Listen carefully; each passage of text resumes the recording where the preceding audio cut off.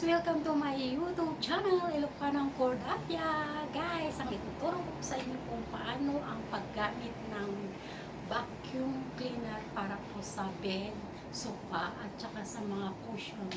Kasi dito po sa abroad, yung mga amo ko dito, lalo na dito sa mga Chinese, masilat po sila sa mga higaan, mga sofa, mga pillows, mga blanket. Kaya ang ginagawa po namin dito, gumagamit po kami ng vacuum cleaner para po vacuumin ang mga higaan nila at saka mga kumot, mga unan. Kaya yan po ang ituturo ko sa inyo kung paano ang paggamit ng at pag-vacuum ng mga vacuum, ng mga sofa, bed, at saka mga kumot na ginagamit dito sa abroad.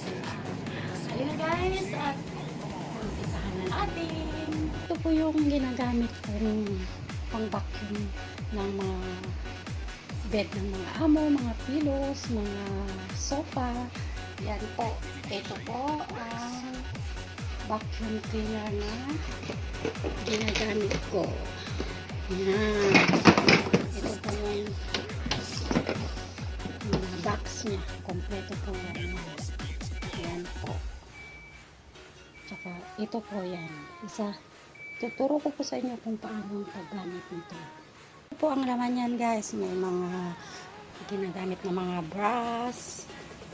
Yan. Mga pang-stock ng mga alikabo. Yan po ang ginagamit ko dito. Ito po yung pinang-vacuum po sa bed at saka sa mga sofa. So, start na po natin guys. So, first of all po, ilagay ko natin ito vacuum.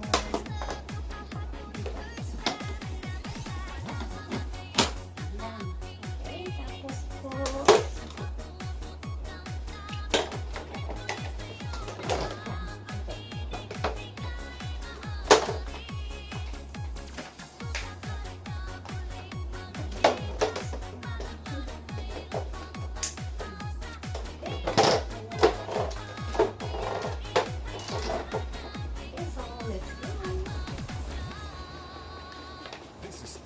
so, yan guys. Umpisa na po natin ang paggamit ng vacuum cleaner sa mga bed.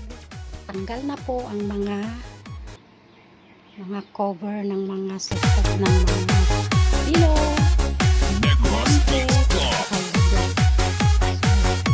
umpisa na natin ang pagbabacuum. So yan, start na natin guys. This is the mix of DJ Alvar.